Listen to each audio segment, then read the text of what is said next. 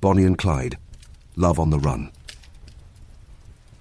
It's May 23, 1934, in Bienville Parish, Louisiana, a humid dawn creeping over a quiet back road flanked by towering cypress trees dripping with moss. The air hums with cicadas, a thick, oppressive stillness that feels like the world holding its breath, the scent of damp earth and gasoline lingering. Suddenly, gunfire erupts, a deafening barrage, bullets ripping through the steel frame of a stolen Ford V8, shattering windows, puncturing tires with a sickening pop. Inside, two figures slump, their bodies riddled, blood pooling on the worn seats, their legends sealed in a hail of lead. This is Bonnie Parker and Clyde Barrow, America's most infamous outlaw lovers, gunned down after a 2-year crime spree that gripped a nation in fear, fascination, and debate. Who were they beyond the headlines? What drove their deadly romance to this explosive, tragic end?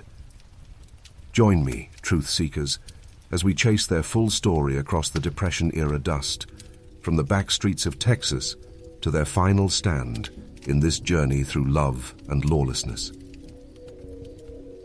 Welcome to Pretty Little Deaths, where we unearth the shadows of history's most captivating crimes with a noir twist. I'm your guide, weaving tales of true crime, love, and rebellion that refuse to fade into the ether. Today, we dive into the 1930s, following Bonnie and Clyde, the bank-robbing duo whose love story became a bullet-riddled legend that still echoes through time. From the dusty streets of West Dallas to the ambush that ended it all in Louisiana, this single video covers their origin, their relentless crimes, their passionate bond, and their dramatic demise, all wrapped in a looping visual sequence that pulls you into their world. If you're ready for an epic ride, settle in, because we're hitting the road with two of history's boldest outlaws, and every mile is a revelation. Picture West Dallas. To Texas, 1930, a gritty, soul-crushing town where the Great Depression has turned dreams to dust and ash, leaving a grey pallor over the land. Factories stand silent, their smokestacks cold and lifeless, while bread lines stretch for blocks under a leaden sky. Men in tattered coats, women clutching hungry children, hope a distant, fading memory. Bonnie Parker, a 19-year-old with a sharp wit, a love for poetry that dances in her mind, and a gleam of ambition in her hazel eyes, waits tables at Marco's Cafe, scribbling verses on napkins between shifts, dreaming of Hollywood spotlights far from these bleak streets. Clyde Barrow, 21, a small-time thief with a charming grin that hides a restless soul, drifts through the alleys, dodging jail cells and pocketing quick cash with a stolen pocket watch or a pilfered wallet, his hands always moving. They meet by chance one humid afternoon in January, a spark igniting in a borrowed Ford coupe, her laughter ringing out as she leans close, his reckless energy pulling her in as they share a cigarette, the smoke curling around them like a promise. It's love at first sight, a bond forged in a world that's left them little else, a connection that turns into a loaded gun with every heartbeat. What drew them together, this poet with dreams and this outlaw with grit? Was it fate? A cosmic pull in a hopeless time, or the desperation of a crumbling era? Drop your thoughts in the comments below. What do you think sparked their unforgettable union? Their story begins with small crimes, petty thefts to survive the Depression's iron grip that squeezes the life from every town.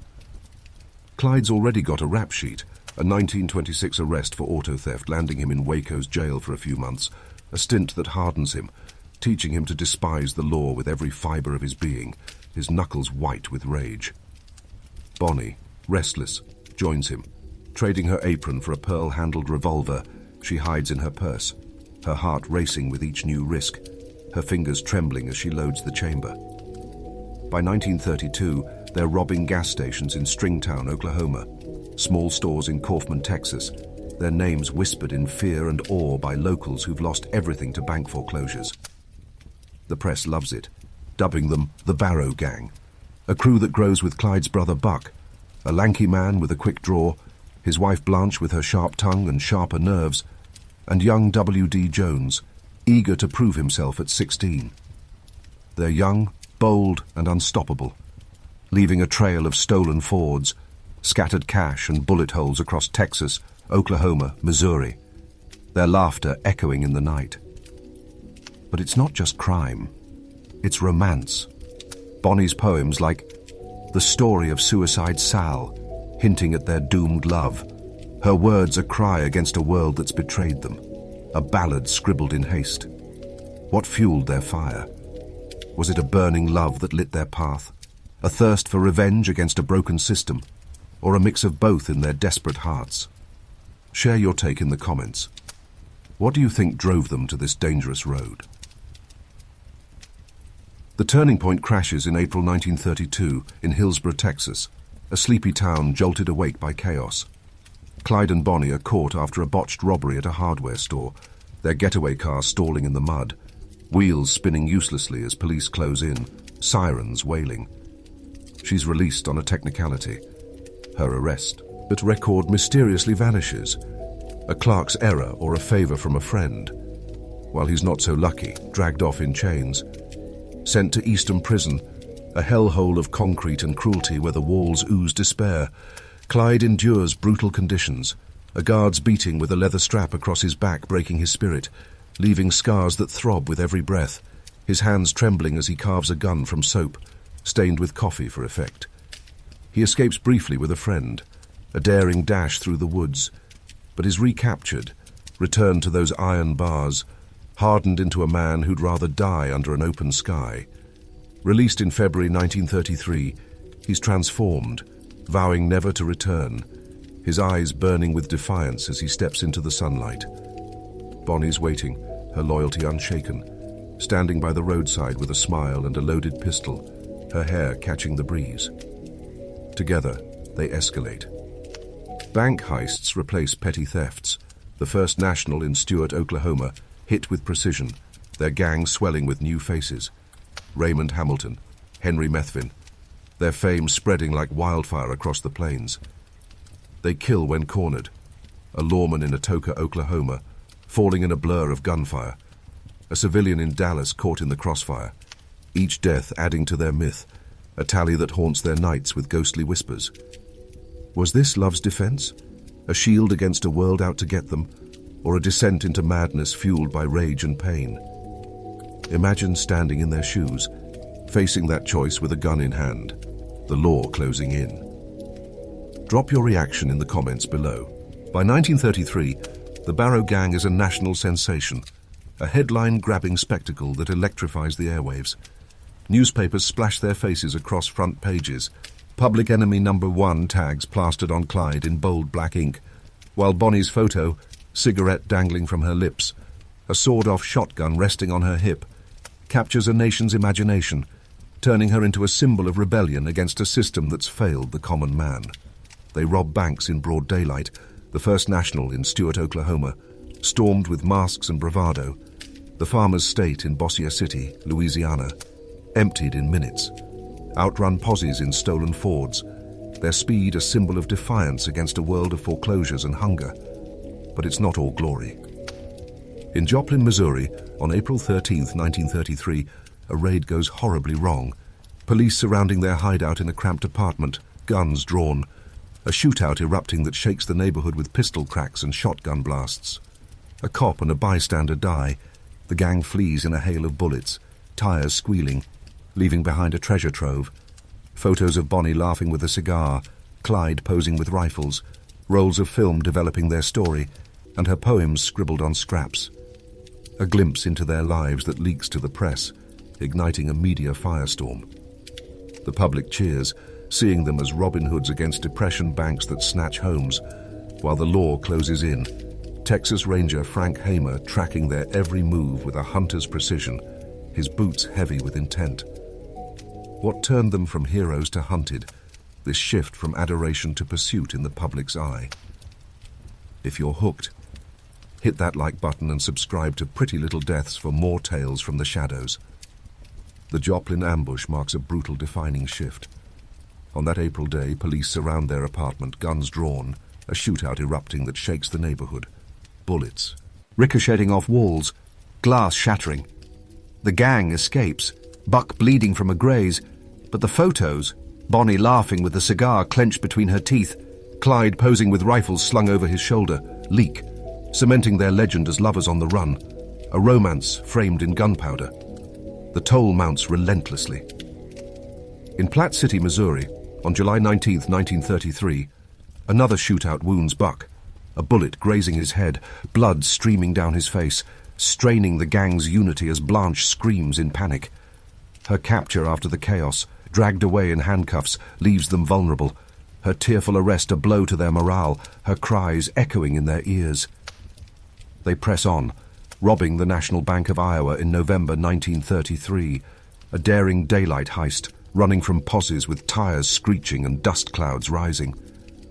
What kept them going, this relentless chase through blood and dust, through loss and love?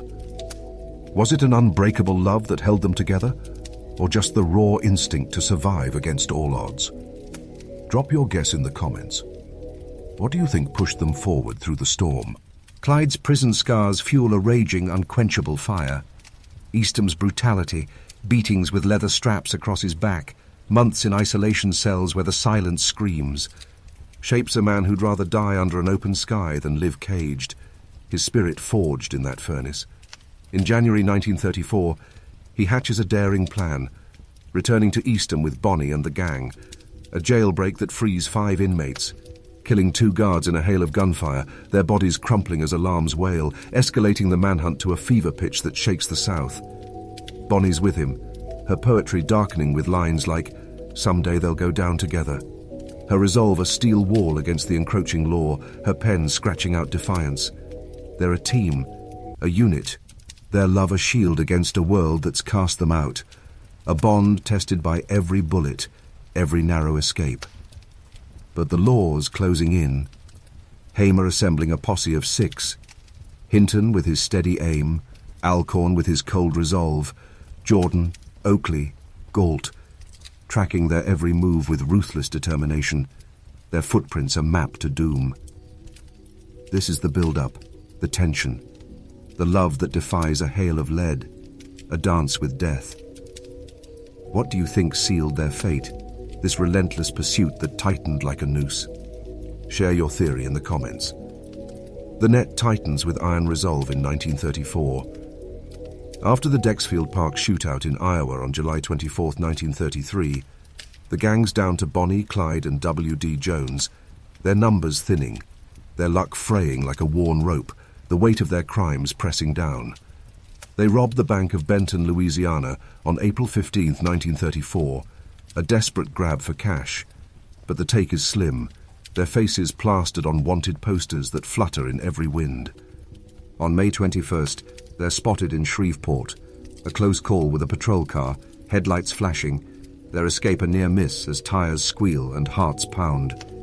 2 days later, May 23rd, 1934, it ends with a thunderclap. Hidden in bushes near Sales, Louisiana, the posse, Hamer, Hinton, Alcorn, Jordan, Oakley, Galt, ambushes them at 9:15 a.m., the morning sun glinting off rifle barrels. Over 100 rounds fire, a relentless storm, the Ford riddled with holes, glass shattering, tires bursting with a hiss, the engine dying in a sputter. Bonnie and Clyde die in seconds, her body slumped against him, her hand clutching a poem, his hand still gripping the wheel, a final embrace amid the carnage, blood staining the seats. The nation mourns, celebrates, debates, fans stealing locks of hair from their corpses as the crowd presses close. Was this justice served with cold precision, or a tragic end to a love story that burned too bright? Imagine that final moment, the silence after the storm, the echo of gunfire fading into the Louisiana heat. Drop your thoughts in the comments below. The public's split, a divide as deep as the Mississippi River carving the land.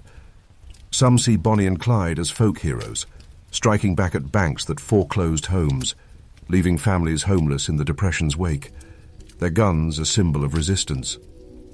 Others see monsters, killers who've lost their way, their tally of 12 dead, lawmen like Major Crowson, civilians like Howard Hall, a grim ledger that stains their legacy. Their crimes paint a dark picture, yet their letters to families, their photos laughing together in stolen moments, hint at a deeper bond, a love that defied the odds, a connection that outran the law. The aftermath is chaos, their bodies paraded in Arcadia, a macabre spectacle as crowds press close, a woman snipping a lock of Bonnie's hair, a man pocketing a shard of glass, the air thick with grief and awe. Books like Jeff Gwynn's Go Down Together and the 1967 film by Arthur Penn keep their memory alive, dissecting every moment, every bullet. Why do they endure? Because they dared to love fiercely, to fight back against a system that crushed the poor, to run when the world said stop. Their story a rebellion etched in blood. Their tales a question mark, a legacy of bullets and ballads that resonates through time, a song that never fades. What draws you to them? The romance that burned bright against the odds? The rebellion against despair that shook a nation?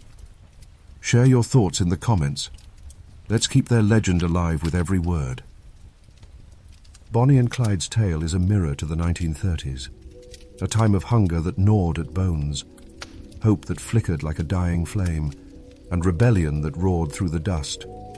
Their love, their crimes, their end. It's a story that echoes still, a ballad sung in blood and gasoline, a narrative that refuses to be forgotten. They died young, Bonnie 23, her dreams cut short. Clyde 25, his defiance silenced. But their name, misrure through history, a testament to a love that outran the law, a chase that ended in a hail of bullets. If you've ridden this 80-minute journey with me, join Pretty Little Deaths by hitting that subscribe button now. Let's chase more truths together, unravel more shadows. Truth seekers, their story proves love can be wild, dangerous, eternal, a force that defies even death. Who were they really? Heroes who struck back, or villains who strayed too far? Share your take in the comments. Spread this with a friend who loves a good chase, and dive into our playlist for more tales that'll keep you up at night, pondering the mysteries of the past. Stay curious. Stay relentless. Let's keep unraveling the truth, one story at a time. This is Pretty Little Deaths, signing off with a salute to the outlaws who dared to love on the run.